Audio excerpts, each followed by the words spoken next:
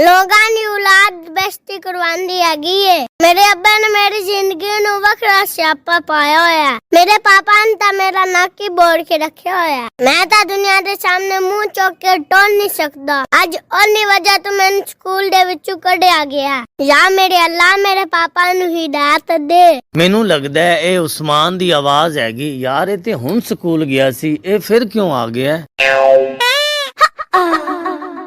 ਓਏ ਉਸਮਾਨ ਯਾਰ ਤੂੰ ਤੇ ਹੁਣ ਸਕੂਲ ਗਿਆ ਸੈਂ, ਛੇਤੀ ਵਾਪਸ ਆ ਗਿਆ, ਕਿਉਂ ਖੈਰ ਹੈਗੀ ਏ? ਆਹੋ ਯਾਰ ਮੈਂ ਤੈਨੂੰ ਕੀ ਦੱਸਾਂ ਅੱਜ ਕੀ ਹੋਇਆ। ਮੇਰੀ ਟੀਚਰ ਕਲਾਸ ਦੇ ਵਿੱਚ ਸਭ ਕੋਲ ਪੁੱਛ ਰਹੀ ਸੀ ਕਿਸ ਦਾ ਪਾਪਾ ਰਨ ਮੁਰੀਦ ਹੈਗਾ। ਉਂਗਲੀ ਖੜੀ ਕਰਕੇ ਮੈਨੂੰ ਦੱਸੋ।